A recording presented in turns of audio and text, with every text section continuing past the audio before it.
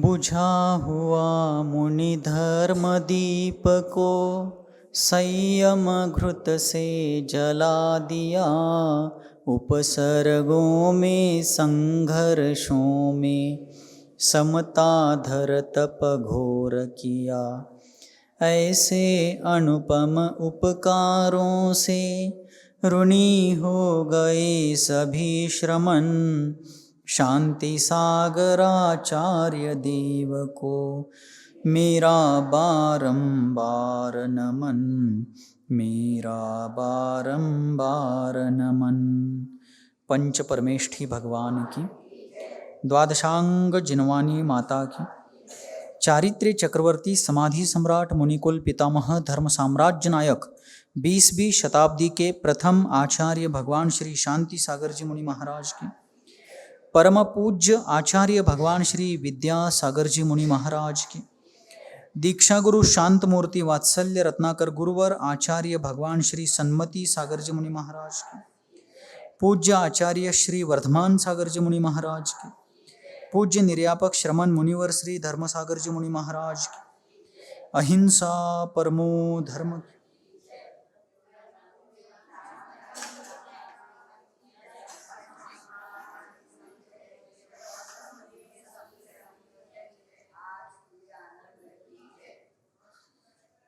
शांति सबके जीवन का लक्ष्य है और उस शांति को पाने के लिए सबकी मति सन्मति होनी चाहिए। इस बात पर चर्चा करते करते कल अपन पहुंच गए थे सिद्ध क्षेत्र कुंथलगिरी के तलहटी में।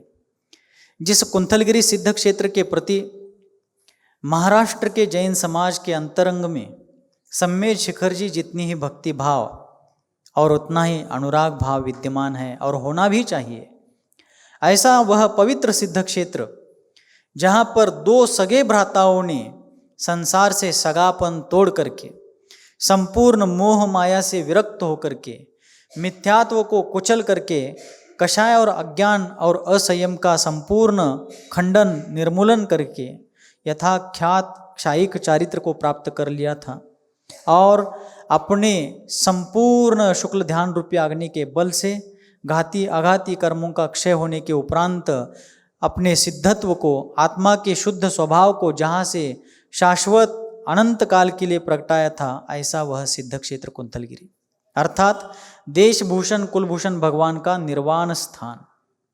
जिन देशभूषण कुलभूषण भगवान का, जिनके ऊपर मुनि अवस्था में जो उपसर्ग उनके पूर्व भव का वैरी कर रहा था, उस उपसर्ग का निवारण वनवास काल में विचरण करने वाले रामचंद्र जी ने अपने अनुज भ्राता लक्ष्मण के साथ किया था। ठीक है, सुनाई दे रहा है? रामचंद्र जी ने वनवास में रहते हुए अपने जीवन में आए हुए वनवास कालीन प्रतिकूलताओं की व्याकुलता करने के बजाय अपने जो साधर्मी हैं, जो मुक्ति पथगामी हैं, ऐसे निर्ग्रंथ दिगंबर मुनियों के ऊपर जो आया हुआ उपसर्ग है, उस उपसर्ग का आवाज दूर से ही सुन करके वहाँ भागे भागे चले गए और लक्ष्मण के साथ मिलकर के उन्होंने उपसर्गकर्ता को वहाँ से भगा दिया, उपसर्ग का निवारण कर दिया। और उपसर्ग होते समय जिन्होंने अत्यंत भेद विज्ञान के बल पर अपने आत्म ध्यान की, अपने आत्म साधना की ओर अपना उपयोग केंद्रित किया था, ऐसे देशभूषण कुलभूषण मुनिराज ने जैसे उपसर्ग दूर हुआ, अंतर मुहूर्त में केवल ज्ञान को प्राप्त कर लिया। विलक्षणता। अपन लोग शांत चित्त से यहाँ बैठे हैं, अपने आंखों के सामने एक छोटा सा कीटक, जिसको मराठी में अपन बोलते चिलट, एक छोटा सा भी कीटक बार बार आंखों के सामने आता है तो हम परेशान हो जाता है। जिनको मुनि अवस्था में ध्यान साधना के समय घोर उपसर्ग, प्राणघाती उपसर्ग हो रहा था, उस उपसर्ग काल में भी जिनके चित्त की एकाग्रता अपने आत्म स्वभाव में रही, ऐसे देशभूषण कुलभूषण दोनों मुनियों ने उपसर्ग निवारण होते ही केवल ज्ञान को प्राप्त कर लिया। और केवल ज्ञान होते ही राम लक्ष्मण सीता ने उन दोनों मुनिराजों की भक्ति भाव पूर्वक पूजा की। भक्ति भाव पूर्वक पूजा करने के बाद रामचंद्र जी ने उन दोनों मुनिराजों के केवली भगवान के सामने अपना निवेदन रखा कि भगवान, हम सबको आत्म कल्याण का मार्ग बताए, हमें भी कल्याण पथ का प्रदर्शन करके हमारे जीवन को सार्थक बनाए। तब भगवान देशभूषण कुलभूषण मुनिराज ने, अब वे मुनिराज नहीं रहे, अब वे अरिहंत परमेष्ठी हो गए। कौन से परमेष्ठी? अब तक जो साधु परमेष्ठी पद में थे, अब वे अरहंत परमेष्ठी बन गए। और उन केवल ज्ञानी भगवान ने सालोकानाम त्रिलोकानाम यद विद्या दर्पणाए थे, जिनके केवल ज्ञान में लोकालोक एक गोष्पद के समान है। केवल ज्ञान की महिमा इतनी बताई आचार्यों ने। गोष्पद अर्थात गाय होता है ना, गाय होती है ना, गाय।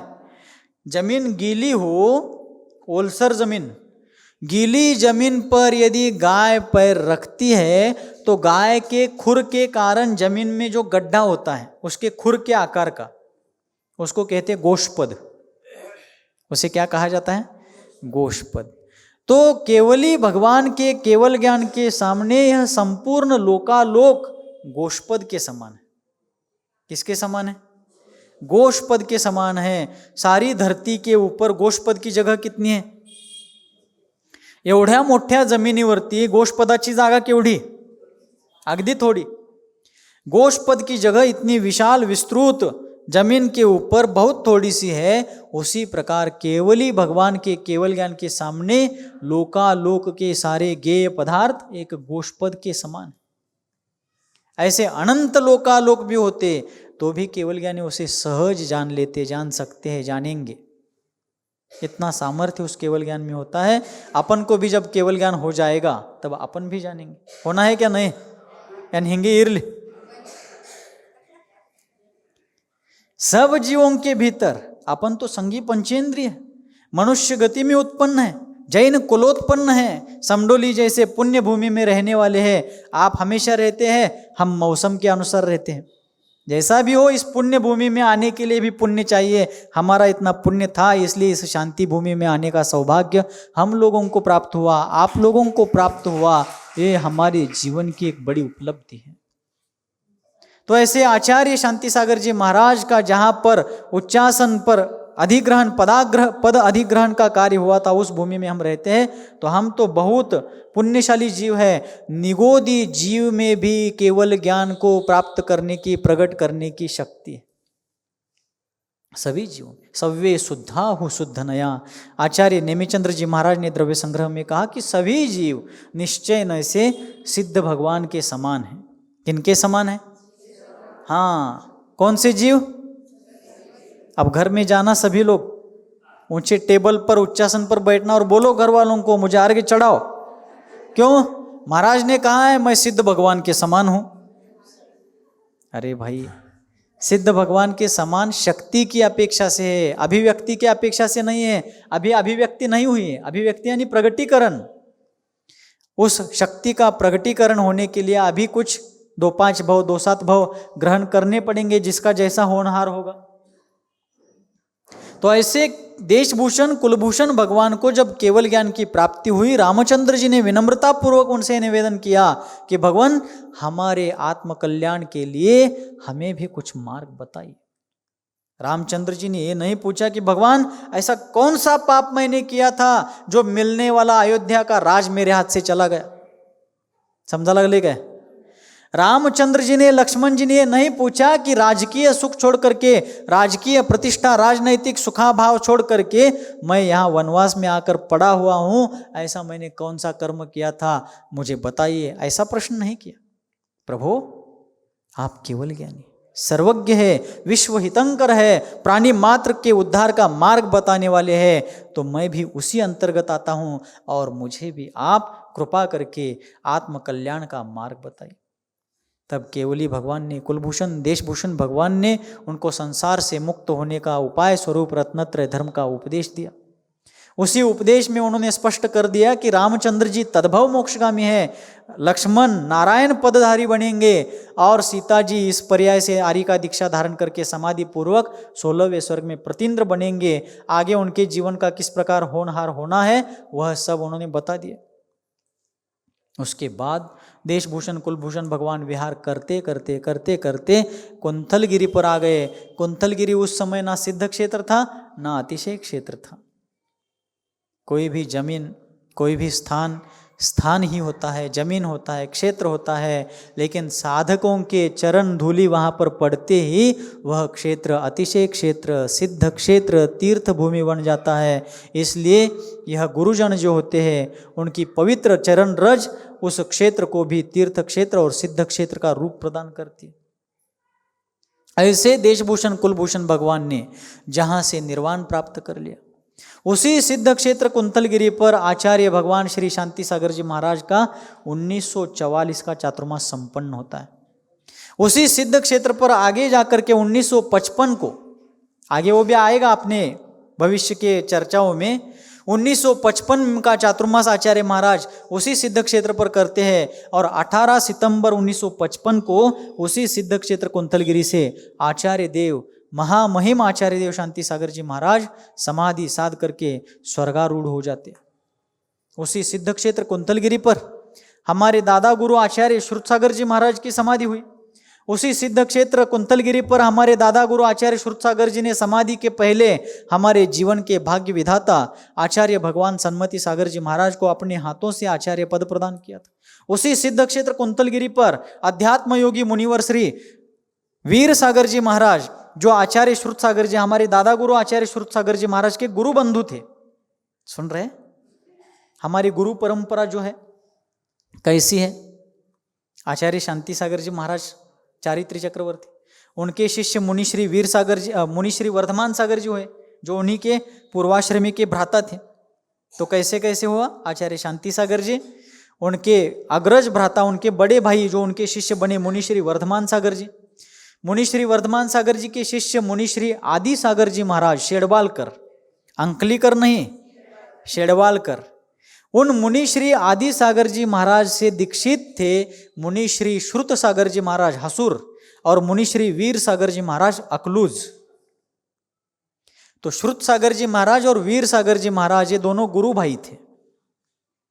तो वीर सागर जी महाराज की समाधि संलेखना भी उसी कुंतलगिरी सिद्ध क्षेत्र पर हुई और भी अनेक त्यागी तपस्वियों की समाधि भूमि, साधना भूमि और देशभूषण कुलभूषण भगवान की निर्वाण भूमि, ऐसा वह पवित्रतम सिद्ध क्षेत्र कुंतलगिरी, जैसे झारखंड, बिहार झारखंड में सिद्ध क्षेत्र सम्मेद शिखर जी, उसी प्रकार महाराष्ट्र में सिद्ध क्षेत्र कुंतलगिरी, ऐसा वह पवित्र सिद्ध क्षेत्र। तो उस सिद्ध क्षेत्र कुंतलगिरी पर जब 1944 में 1944 साली आचार्य शांति सागर जी महाराज चातुर्मास कर रहे थे, उस चातुर्मास कालीन साधना में कुंतलगिरी के अत्यंत प्रशस्त अध्यात्म के लिए पूरक, अध्यात्म के लिए आध्यात्मिक आंतरिक साधना के लिए अनुकूल ऐसे माहौल में, वातावरण में, और जो देशभूषण कुलभूषण भगवान की जो वहाँ पर प्रतिमा विराजित है, सभी ने, लगभग यहाँ बैठे हुए सभी ने कुंतलगिरी सिद्ध क्षेत्र का दर्शन किया होगा। किया है? कोई है क्या ऐसे इसमें जिन्होंने एक बार भी कुंतलगिरी का दर्शन नहीं किया? कोई भी नहीं है। सभी ने सिद्ध क्षेत्र कुंतलगिरी का दर्शन किया है। कुलभूषण देशभूषण भगवान की प्रतिमाओं की तरफ अपन ध्यान से देखते हैं तो ऐसे लगता है कि मानो वे अभी अभी दीक्षा लेकर के ध्यान साधना के लिए खड़े। इतनी सहज, शांत, विराग, वीतराग प्रतिमा। उस प्रतिमा को निर्माण करने वाले, उस प्रतिमा का उस प्रकार आकार प्रकार तराशने वाले वो शिल्पकार, वो उस प्रकार का कार्य करने वाले लोग भी धन्य हैं। ऐसी प्रतिमाओं का उन्होंने निर्माण किया। अत्यंत अद्भुत प्रतिमाएं, जैन शिल्पकला, जैन वास्तुकला का, जैन स्थापत्य कला का वह एक आविष्कार है।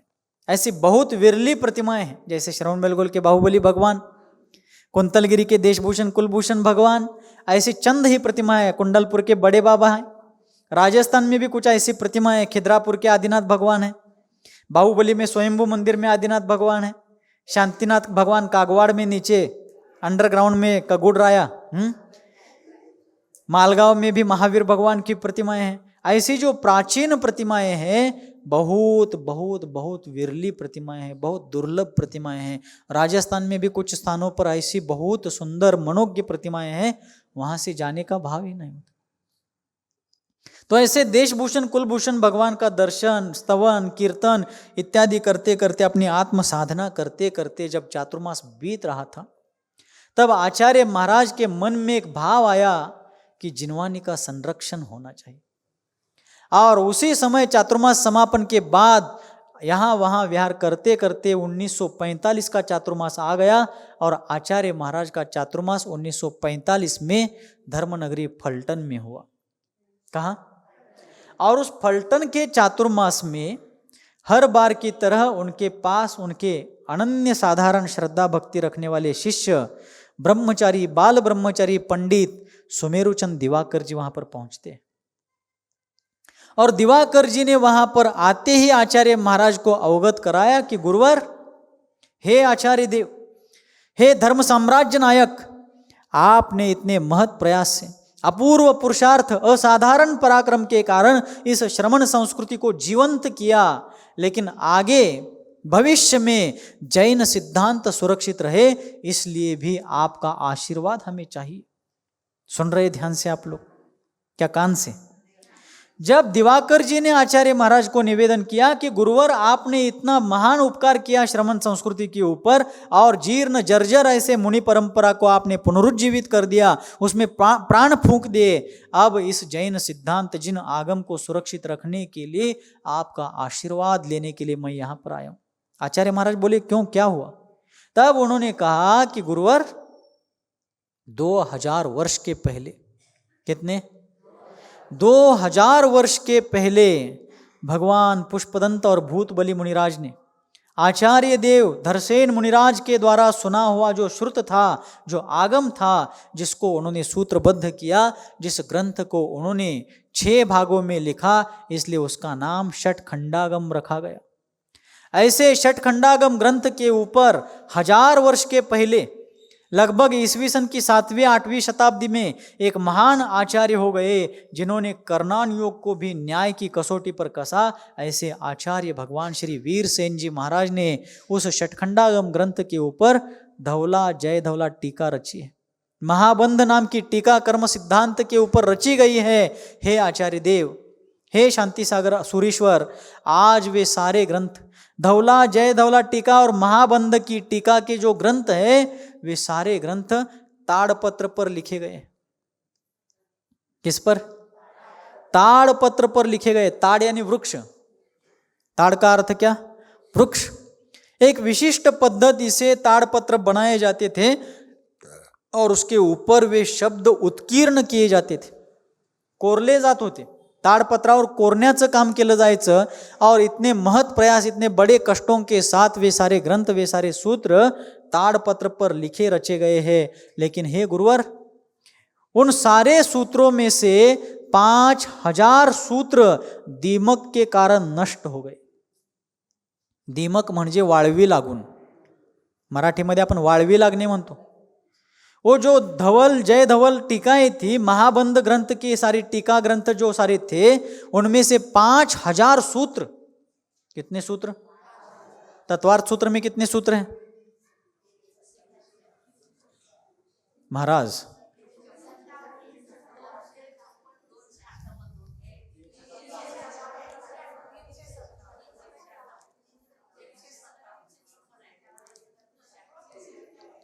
लोकसभा का शीतकालीन अधिवेशन जैसा होने वाला है, वैसे आपकी चर्चा चल रही। तत्वार्थ सूत्र के 10 अध्याय में 357 सूत्र हैं। इसमें से कितने लोगों को 357 सूत्र याद है? बोलो। मुखाग्र, बिना देखे बोलना है।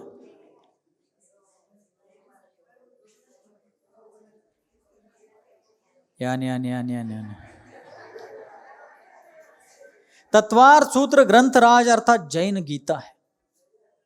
मात्र 357 सूत्र है। बहुत थोड़े लोगों को वह याद है, कंठस्थ है, किंतु 5000 सूत्र जो आचार्य धरसेन, पुष्पदंत आदि महान आचार्यों ने, भूतबली आदि महान आचार्यों ने कहे सुने लिखे थे, ऐसे सूत्र सिर्फ दीमक लगने से नष्ट हो गए, वाळवी लागून नष्ट झाले। तब ब्रह्मचारी पंडित सुमेरुचंद दिवाकर जी अत्यंत रुंधे हुए कंठ से, अत्यंत भरे हुए कंठ से आचार्य महाराज से निवेदन करते हैं कि गुरुवर, यदि आगे के बचे हुए सिद्धांत ग्रंथों की रक्षा नहीं की गई तो कोई भी जैन सिद्धांत ग्रंथ भविष्य में हमें पढ़ने के लिए तो छोड़ दीजिए, देखने के लिए भी उपलब्ध नहीं हो पाएगा। इसलिए उन ग्रंथों की रक्षा का उपाय, उन ग्रंथों की रक्षा का यत्न आपके बिना अब कोई नहीं कर सकता। इसलिए हमें मार्गदर्शन कीजिए, हमें आशीर्वाद दीजिए, हमारे ऊपर इतना अनुग्रह कर दीजिए कि आपके मार्गदर्शन में उन सिद्धांत ग्रंथों का यथोचित हम संरक्षण कर सके। तब आचार्य महाराज ने और भी धर्म प्रेमी लोगों को एकत्रित किया, उनको इस कार्य की प्रेरणा दी। उस कार्य के लिए एक समिति बनाई। उसमें पंडित खूबचंद जी, पंडित मक्खनलाल जी जैसे बड़े बड़े मूर्धन्य विद्वान थे, और सुमेरुचंद दिवाकर जी, और भी चंदुका का सराफ जैसे जो बड़े बड़े प्रतिष्ठित जनमान्य गणमान्य लोग थे। ऐसे सभी लोगों ने मिल कर के उसके लिए एक योजना बनाई। और फिर बड़े बड़े विद्वानों ने मूडबिद्री में जाकर के, कर्नाटका में मूडबिद्री में जाकर के वहाँ के भट्टारक जी से आग्रह करके, उनकी अनुमति लेकर के वे सारे ताड़पत्रीय ग्रंथ हस्तगत किए, प्राप्त किए। और आचार्य भगवान श्री शांति सागर जी महाराज के आशीर्वाद से, प्रेरणा और मार्गदर्शन से उन ग्रंथों को, ताड़पत्रीय ग्रंथों को ताम्र पत्र में उत्कीर्ण किया गया। तांबे के प्लेट होती है ना, तांबा धातु को पन्नों का रूप, पत्रों का रूप देकर के मशीन के माध्यम से, यंत्रों के माध्यम से वे सारे षटखंडागम, धवल, जय धवल, महाबंधक के जो टीका सूत्र थे, गाथा थे, और जो टीकाएं थी, उनको ताम्र पत्र पर उत्कीर्ण करके वो चिरकाल तक जयवंत रहेंगे, चिरकाल तक जीवंत रहेंगे। इस प्रकार का कार्य आचार्य महाराज और उनके सभी शिष्यों ने, उनके सभी भक्तों ने वह कार्य किया। आज फलटन के जिन मंदिर में वे सभी ग्रंथ सुरक्षित रूप से विद्यमान हैं। आज हम लोगों का कर्तव्य, हम लोगों का उत्तरदायित्व है कि जो भी जैन ग्रंथ है, जैन आगम है, उनकी सुरक्षा करना हमारा कर्तव्य है। आज गांव गांव में हम विहार करते हैं, देखते हैं मंदिरों में शास्त्र ग्रंथों की अलमारियां रहती हैं, उसमें कितनी सेंटीमीटर की इतनी धूल जमी रहती है, ग्रंथों को दीमक लग रहे हैं, उनमें जो स्पाइडर होते हैं, जाड़बुड़ी, कन्नड़दोळग अंतरಲ್ಲ जाड़बुड़ी, कन्नड़ में कहते हैं ना उसको, हाँ? और ऐसे सारे कीटकों के कारण, दीमकों के कारण आज कितने ही अच्छे अच्छे ग्रंथ खराब हो रहे हैं, नष्ट हो रहे हैं, बर्बाद हो रहे हैं। तो हमारा भी कर्तव्य है, आप महिला मंडल के लोग हो, युवती मंडल के लोग हो, पुरुष लोग हो, सेवा दल हो, जो कोई भी हो, जो जिनागम के उपासक है, जैन संस्कृति के प्रहरी है, ऐसे सभी लोगों को इन ग्रंथों को, आगम ग्रंथों को सुरक्षित रखने के लिए अपना योगदान देना चाहिए। फिर क्या करें महाराज? साल में कम से कम 1 या 2 बार तो उन सभी ग्रंथों को अलमारी में से निकाल करके क्या करना चाहिए? उन सभी पुस्तकों को, ग्रंथों को अलमारियों से, तिजोरियों से निकाल करके बाहर खुले आसमान में, जब बारिश वगैरह नहीं होती है, दिन गर्मी के होते हैं या धूप के दिन होते हैं, ऐसे दिनों में उन सारे ग्रंथों को बाहर निकाल करके, उनको अच्छे से हवा लगे, उनको धूप मिले, और धूप के कारण वो ग्रंथ व्यवस्थित रह सके, इस प्रकार का प्रयत्न करना चाहिए। उनके ऊपर कोई धूल बैठ रही हो तो उस धूल को अच्छे से साफ करके, उन ग्रंथों को कोई दीमक ना लगे, इसलिए उस प्रकार का प्रबंधन वहाँ पर करके हमें उन आगम ग्रंथों की रक्षा करनी चाहिए। और इतना ही नहीं, जो पाठशाला के बच्चे होते, कौन से पाठशाला के बच्चों को भी उसमें लेना चाहिए, ताकि आज आपके निर्देशन में वो कार्य करना सीख करके आगे जब तक वो सक्षम रहते हैं तब तक वे इस कार्य को करते रहे। इसलिए पाठशाला के बच्चों को भी जिनवानी की सेवा में, जिनवानी के संरक्षण में लेना चाहिए। कितने दुर्लभ ग्रंथ हैं, एक एक ग्रंथों का जो वर्णन है, एक एक ग्रंथों का जो मूल्य है, उसका मूल्य शब्दों में, अंकों में नहीं किया जा सकता। ऐसे ग्रंथ रचे हैं पूर्वजों ने, पूर्वाचार्यों ने, महान विद्वानों ने। हमारे लिए उन ग्रंथों को रचना तो दूर, हम उनके सूत्रों को स्मरण तक नहीं रख पा रहे हैं, उन्होंने वो ग्रंथ रचे हैं। कर्नाटक में एक महान नारी रत्न हुई, अत्तिमब्बे। कौन सुना है नाम? ಇಲ್ಲ ನಮ್ಮ ಪ್ರಪಂಚದಾಗ ನಮಗೆ ಸವಡ್ ಸಿಗುವಾತ್, ಮತ್ತೆ ಆಕೆ ದೇವಾಗ ಕೇಳುನು. अत्तिमब्बे नाम की एक महान राजस्त्री हो गई, एक महान नारी रत्न हो गई चामुंड राय के काल में। जब श्रवण बेलगोला के बाहुबली भगवान के मूर्ति का निर्माण हुआ, उनका मस्तकाभिषेक हुआ, उस समय अत्तिमब्बे वहां उपस्थित थे, ईस्वी सन 981 में।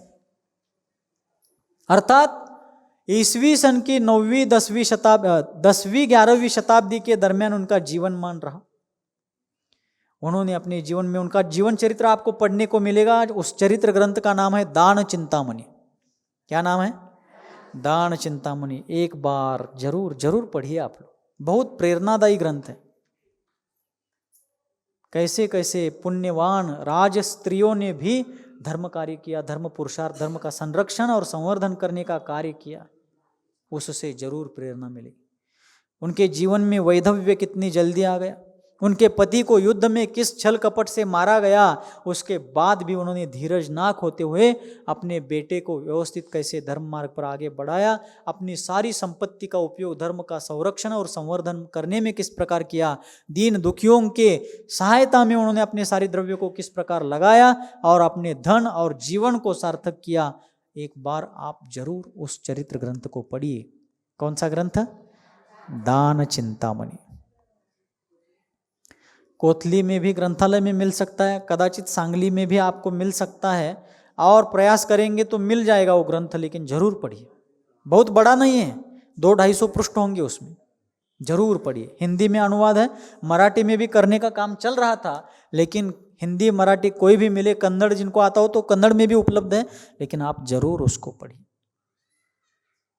कितने लोगों ने इस संस्कृति को, सिद्धांत को, आचार विचार को जीवंत रखने के लिए, सुरक्षित रखने के लिए अपने जीवन में जो जो कर सकते थे वो सब कुछ उन्होंने किया। तो हम इतना तो करें कि हमारे मंदिरों में जो अलमारियां है, शास्त्र ग्रंथ रखे हुए तिजोरियां है, उनको खोल करके उनके ग्रंथों को बाहर लेकर के उनके ऊपर जमी हुई धूल, उनको लगने वाली दीमक, इन सब से उन ग्रंथों का रक्षण करें और अगली पीढ़ी के हाथ में एक महान विरासत सौंपे। कर सकते हैं क्या? नहीं। आप हर दशहरा दिवाली पर अपने घर में झाड़ू पोछा लगाते, कहीं भी किसी भी कोने में किसी भी प्रकार का कचरा या गंदगी ना रहे, इसकी चिंता जरूर करते हैं। उसमें मेरा कोई ऑब्जेक्शन नहीं है, लेकिन ये अपना उससे भी बड़ा कर्तव्य है। कोई शास्त्र ग्रंथ जीर्ण हो रहा हो, उसको बाइंडिंग कराइए। किसी शास्त्र ग्रंथ के ऊपर कवर चढ़ाया नहीं गया हो, उसके ऊपर कवर चढ़ाइए। किसी भी प्रकार से वो ग्रंथ खराब ना हो पाए, इसकी चिंता करें। ये आप ही कर सकते, क्या हम करेंगे? हमारे पास क्या है करने के लिए? हाँ, आपको देने के लिए प्रेरणा है, इतना ही हमारे पास, लेकिन आप लोग जरूर कीजिए। आपके घर में जो बहुएं आई है, आपके घर में जो आपकी बेटियां हैं, आसपास पड़ोस के जो लोग हैं, हर किसी की सहायता लेकर उन सबको यहाँ तक ला करके आप शास्त्र की सेवा सुरक्षा कीजिए। शास्त्र का संरक्षण और शास्त्र दान और शास्त्र की सेवा का फल अपन सभी जानते हैं। कौंडेश ग्वाला ने लगी हुई आग जो जंगल को थी, उस जंगल की लगी हुई आग से एक पेड़ की खोल में रखा हुआ जो ग्रंथ उठा करके एक मुनिराज को दान किया। उस भव से मरने के बाद अगले ही पर्याय में वे कलिकाल सर्वज्ञ भगवान कुंद कुंद आचार्य बने। हम इस भव में कुंद कुंद नहीं बनेंगे, लेकिन आगामी भव में केवल ज्ञानी ही बन जाएंगे। क्या बन जाएंगे? अचिंत्य महात्म्य है, मैं मजाक नहीं कर रहा हूं, ये वास्तविक है। जिनवानी की सेवा और सुरक्षा ये साधारण कार्य नहीं है। दिखने के लिए अपन को लगता है क्या पुस्तक के ऊपर से हमने धूल हटा दी है, दीमक को हटा दिया है, दीमक म्हणजे वाळवी, इतना ही सो क्या है, ये क्या बड़ा काम है? बहुत बड़ा कार्य है। जिनवानी का विनय, जिनवानी की रक्षा, जिनवानी की सेवा, यह एक असाधारण पुण्य का कार्य है, इसलिए कार्य करें। दूसरी बात, अलमारियों को साफ किया, ग्रंथों को साफ किया, उनके ऊपर कवर लगा दिए, हो गया हमारा कार्य, हो गया जिनवानी का रक्षण का कार्य। ऐसा नहीं है। जिनवानी को पोंछ करके, कवर चढ़ा करके, बाइंडिंग करा करके सुरक्षित और स्वच्छ स्थान पर रखना ही पर्याप्त नहीं है। स्वयं जिनवानी का अध्ययन करके अज्ञानी जीवों तक जिनवानी को पहुंचाना, जैन तत्व ज्ञान का प्रचार प्रसार करना, यह जिनवानी की सबसे बड़ी सेवा है। क्यों पूछो? आज हमारे समाज में, जैन लोगों में मंदिर निर्माण की एक स्पर्धा लगी हुई है। क्या लगी है? मैं मंदिर निर्माण के विरोध में नहीं हूं, लेकिन आवश्यकता को देख करके कार्य होना चाहिए। जहां मंदिर है नहीं है, जैन लोगों को दर्शन का कोई भी प्रबंधन नहीं है, वहां जरूर मंदिर बनना चाहिए। लेकिन जहां पहले से ही मंदिर है, उस मंदिर को सुरक्षित रखा जाए, उसकी व्यवस्था, उसका मेंटेनेंस रखा जाए। नहीं तो एक मंदिर है, लेकिन मेरा अहंकार पालने पोसने के लिए मैं उसी के सामने दूसरा मंदिर बना रहा हूं। धर्म प्रभावना के लिए, जिन भक्ति के लिए, स्वपर हित के लिए मैं मंदिर नहीं बना रहा हूं, बल्कि उस मंदिर के कारण मेरा नाम कैसे सुरक्षित रहे, मेरा नाम दशकों तक, सदियों तक कैसे याद रखा जाए, इसलिए मंदिर बनाया जा रहा।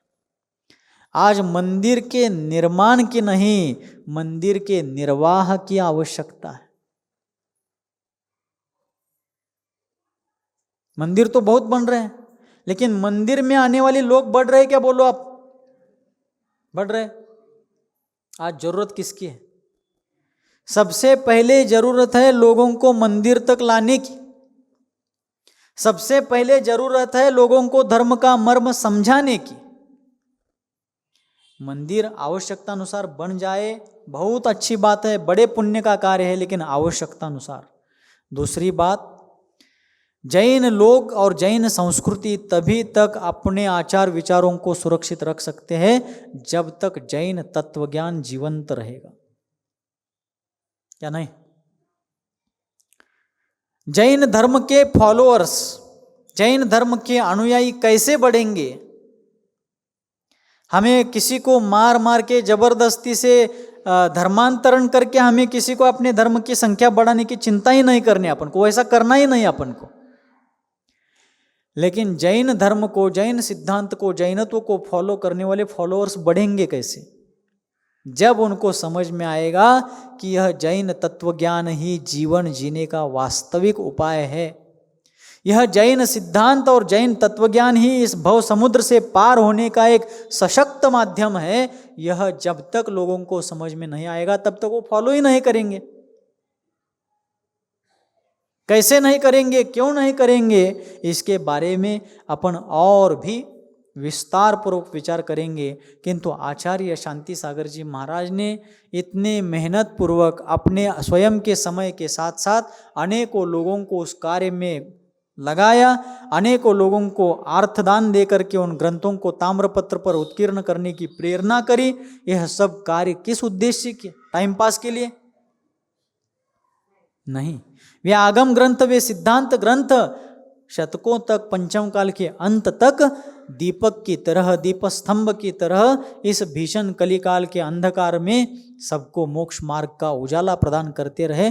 इसलिए उन ग्रंथों का उन्होंने ताम्रपत्र पर उत्कीर्ण करने का कार्य कराया। फिर हमारा कर्तव्य क्या? जैन आगम की सुरक्षितता, जैन आगम का संरक्षण और संवर्धन कैसे किया जा सके, कैसे किया जा सकता है, इसके बारे में भी अपन विस्तार पूर्वक विचार करेंगे, लेकिन अगले सत्र में करेंगे, क्योंकि समय आज का रोज का अपना जितना है लगभग उतना हो गया है। अभिप्राय इतना है कि सबका उसमें योगदान होना चाहिए। क्या होना चाहिए? सभी लोग यदि एक मत से जिनवानी की सेवा और सुरक्षा में, संरक्षण और संवर्धन में योगदान देते हैं, तो आज टेक्नोलॉजी का जमाना है और टेक्नोलॉजी के माध्यम से एक सेकंड में अपन दुनिया के कोने कोने तक जैन तत्वज्ञान का प्रचार प्रसार कर सकते हैं। लेकिन हमारे हृदय में उतना श्रद्धा भक्ति का और प्रभावना का भाव होना चाहिए।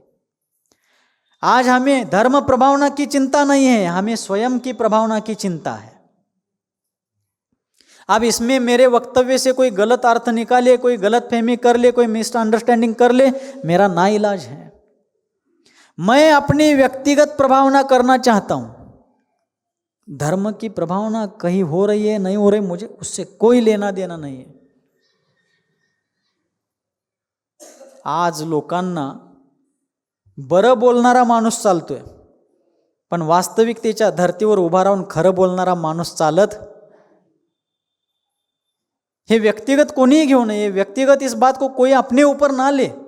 ना मैं समडोली की चर्चा कर रहा हूँ, ना किसी व्यक्ति की कर रहा हूँ, ना सांगली की कर रहा हूँ, ना जयसिंहपुर की कर रहा हूँ, ना कोल्हापुर की कर रहा हूँ, ना जबलपुर की कर रहा हूँ, ना नागपुर की कर रहा हूँ. कहीं की भी नहीं है. किसी एक समाज की, किसी एक नगर की, किसी एक गांव की या किसी एक व्यक्ति की चर्चा नहीं है. ये जनरली चर्चा है और हर कोई ऐसा ही है ऐसा भी मुझे नहीं कहना है. लेकिन आज जो कुछ भी धर्म प्रभावना के नाम पर मैं कर रहा हूं, उसमें सबसे पहला प्राधान्य मेरा रहता है कि मेरी प्रभावना होनी चाहिए. लेकिन ये उचित नहीं है.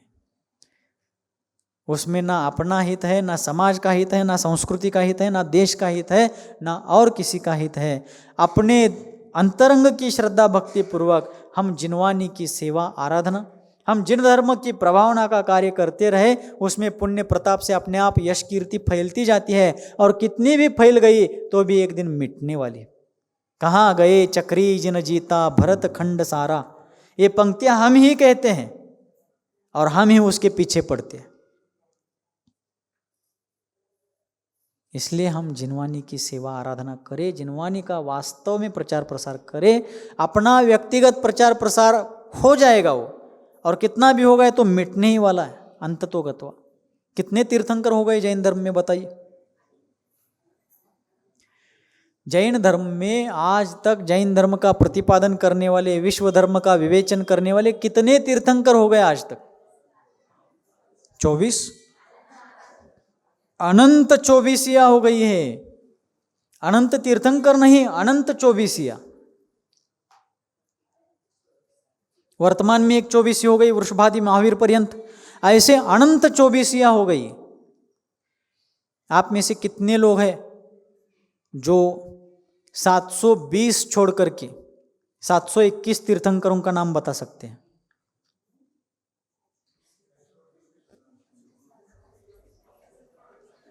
हे आणि काय काढला नवीनच महाराज. 720 कैसे? 30-24. 5 भरत क्षेत्र, 5 ऐरावत क्षेत्र. कितने क्षेत्र हो गए? 10 क्षेत्र हो गए. बराबर. भूतकाल, वर्तमान काल, भविष्य काल. काल कितने हो गए? कितने? 3 काल हो गए. 10 को 3 से गुना किया, कितने हो गए? 30 हो गए. 30 क्षेत्र 30 हो गए. 10 क्षेत्र और 3 काल. 10 को 3 से गुना करने पर कितने हो गए? 30 हो गए. और ऐसे 30-24. नहीं समझ में आ गया? ये भरत क्षेत्र है. यहाँ ध्यान दीजिए. अब अपन जिस भरत क्षेत्र में, जम्बू द्वीप के भरत क्षेत्र में अपन, बराबर. धातकी खंड में 2 भरत क्षेत्र है और पुष्करार्ध द्वीप में 2 भरत क्षेत्र है. ऐसे 5 भरत क्षेत्र. जम्बू द्वीप का एक ऐरावत क्षेत्र, धातकी खंड का, घातकी नहीं धातकी, बहुत से लोग घातकी घातकी घातकी, हाँ, धातकी, धातकी खंड के 2 भरत क्षेत्र और पुष्करार्ध के 2 भरत क्षेत्र. 5 भरत और 5 ऐरावत हो. कुछ घोटाला हो गया. जम्बू द्वीप का एक भरत क्षेत्र, धातकी खंड के 2 भरत और पुष्करार्ध के 2 भरत. उसी प्रकार जम्बू द्वीप का एक ऐरावत, धातकी खंड के 2 ऐरावत और पुष्करार्ध के 2 ऐरावत क्षेत्र. बराबर. 5 भरत 5 ऐरावत, 10 क्षेत्र हो गए. तो अपन अभी 10 को छोड़ दीजिए. वर्तमान में अपन जम्बू द्वीप के जिस भरत क्षेत्र में रहते हैं उसी के त्रिकाल 24 लीजिए. रोज आप सुबह भक्ति पढ़ते हैं महाराज जी के साथ. निर्वाण, सागर इत्यादि भूतकाल के 24 तीर्थंकर, वर्तमान के वृषभ, अजित, संभव इत्यादि 24 तीर्थंकर, और भविष्यकाल के महापद्म, सुरदेव, सुपार्श्व इत्यादि 24 तीर्थंकरों के नाम पढ़ते हैं. बराबर. तो भरत, वर्तमान जम्बू द्वीप का जो अपन भरत क्षेत्र में रह रहे हैं, इसके तीर्थंकर कितने हो गए? 72 हो गए. भूतकाल के 24, वर्तमान के 24, भविष्यकाल के 24. इस भरत क्षेत्र के 72 तीर्थंकर हो गए. ऐसे और 4 भरत क्षेत्र है, उनके 72, 72, 72, 72. 288 वो और ये 72 कितने हो गए? 360। 360 और इसी प्रकार ऐरावत के भी 360। गणित माझंच कच्चा आहे म्हणतो तो, तुमच्यापेक्षा माझं जरा बरं दिसायला लागली त्यातल्या. कळलं नाही? 360 कशी झाली कळलं? समझ में आ गए? 360 कैसे हो गए भरत क्षेत्र के? इस भरत क्षेत्र के 72 हो गए. भूतकाल में 24 हुए थे, वर्तमान में 24, भविष्यकाल में 24 होंगे. 72 हो गए. इस जम्बूद्वीप के भरत क्षेत्र के 72 बराबर. धातकी खंड में 2 भरत क्षेत्र है, दोनों में 72 वो 144 हो गए. और पुष्करार्ध द्वीप में 2 भरत क्षेत्र है, वहां 72 वो 144 वो 144 288 हो गए. और ये 72 उसमें जोड़ दिए 360. इसी प्रकार 5 ऐरावत की 360 720. इसको कहते हैं 30-24. नहीं आया? 30 बार 24. 30 गुणिले 24 बरोबर 720. कळे क्या? अब 720 तीर्थंकरों के नाम उल्लेख मेरे पास है. 721वां मैं तो नहीं बता सकता, आप बता सकते हैं कोई? अभी तो आपने कहा कि 24 अनंत 24 हो गई हैं. कितनी 24? अनंत 24 हो गई है ऐसा आपने कहा. उसमें से 30-24 के नाम अपने पास उपलब्ध है, उसका अंक होता है 720. 721वें तीर्थंकर कोई नाम बताएंगे? साक्षात तीर्थंकरों का यदि 721वें तीर्थंकरों का उल्लेख हम नहीं कर सकते तो हम अपने प्रचार प्रसार की कितनी धुन हमारे दिमाग में बैठी हुई. ये सब इतना सब कुछ बताने के पीछे ये यहां आना था मेन. कितने तीर्थंकर हुए, कहां गए चक्री जिन जीता? चक्रवर्ती कुछ नहीं है तीर्थंकरों के सामने. इंद्र प्रतींद्र अहमिंद्र कुछ नहीं है तीर्थंकरों के वैभव ऐश्वर्य के सामने. ऐसे अनंतो 24 हो गई है, उसमें से 721वें तीर्थंकर का नाम हम नहीं बता सकते क्योंकि शास्त्रों में 30-24 का उल्लेख है. और भी हुआ होगा लेकिन अब उपलब्ध शास्त्रों में तो इतना ही है. तो हम किस खेत की मूली है, किस पेड़ की पत्ते, कोणत्या झाडाचा पाला, बाबळीच्या का चिंचेच्या? इसलिए हमें अपने प्रभावना की चिंता है, धर्म प्रभावना की कोई चिंता हमें नहीं है. हमें अपने सब चीजों की रक्षा की चिंता है, हमें धर्म रक्षा की चिंता नहीं है. हम मंदिर पे मंदिर बना रहे हैं, क्षेत्र पे क्षेत्र बना रहे हैं, और भी कुछ बना रहे हैं. इधर मंदिर बना रहे हैं, उधर शिरपुर से मंदिर जा रहा है. क्या है? इसलिए निर्माण आसान है, निर्वाह कठिन है. निर्माण करना बहुत आसान है, कठिन क्या है? निर्वाह करना. हमारे पूर्वाचार्यों ने अमूल्य ग्रंथ रत्नों की रचना की है, हमें रचना नहीं करनी है, हमें रक्षा करनी है. हाँ, रक्षा करते करते रचना करने का किसी का बौद्धिक सामर्थ्य हो, बहुत अच्छी बात है, स्वागत है, अनुमोदना है. लेकिन रचना करने में हम समर्थ नहीं है, नो ऑब्जेक्शन, कोई बात नहीं. लेकिन कम से कम संरक्षण तो करे, उसका प्रचार प्रसार तो करे. जिनवानी का महात्म्य, जिनवानी का सामर्थ्य क्या है, इसके बारे में अग्रिम सत्र में चर्चा करेंगे कि हमारी जिनवानी कितनी बहुमानात्मक है, विश्व कल्याण में वो कैसे सक्षम समर्थ है. इसकी चर्चा अग्रिम सत्र में करते हैं. लेकिन हम सबका कर्तव्य है, हम सबका दायित्व है, हम आगम ग्रंथों की रक्षा करें. घर की रक्षा नहीं कर पाए कोई बात नहीं, खेती बाड़ी की रक्षा नहीं कर पाए ठीक है, लेकिन जिनवानी की रक्षा यदि नहीं हो पाई तो भविष्य काल में जैन संस्कृति, जैन संघ, जैन तत्वज्ञान, जैन आचार विचार जीवंत कैसे रहेगा? हाँ, पंचम काल के अंत तक जैन धर्म, जैन सिद्धांत, जैन तत्वज्ञान निश्चित रूप से जीवंत रहेगा, लेकिन उसका प्रमाण घटता जाएगा। लेकिन अभी क्या, अभी वो घटता जाए, सिमटता जाए, ऐसा तो हम नहीं होने दे। इतना तो हम प्रयास करें। तो जैसे आचार्य भगवान श्री शांति सागर जी महाराज ने इस जैन संस्कृति का, जैन सिद्धांत का, जैन आगम का रक्षण उस समय के धर्म प्रेमियों के सहयोग से किया, हम सबका भी कर्तव्य है, हम सब भी उस दिशा में एक कदम आगे बढ़ाए और जैन धर्म की सेवा, जैन धर्म की रक्षा, सुरक्षा और संवर्धन में आगे बढ़े, तो धर्म भी हमारी रक्षा करेगा। धर्मो रक्षति रक्षितः। ठीक क्या? नाही माना अवघडू नये म्हणून तर हलवा।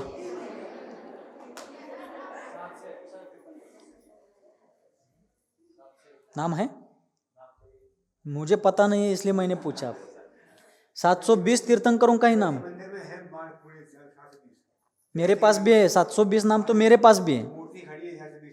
इसलिए हम सभी लोग आज संकल्प करें, जो भी यहाँ प्रत्यक्ष बैठकर सुन रहे हैं या जो तंत्र ज्ञान के माध्यम से जहाँ जहाँ से भी सुन रहे हैं, हम अपने अपने मंदिरों में, अपने अपने घरों में, अपने अपने ग्रंथालयों में जो कोई आगम ग्रंथ रखे हुए हैं, उनकी सुरक्षा, उनकी सेवा, उनका संरक्षण, संवर्धन जरूर करेंगे। और आगे दशकों तक, शताब्दियों तक यह जिनवानी की गंगा निरंतर बहती रहेगी। इसके लिए अपना गिलहरी, गिलहरी म्हणजे खारुताई,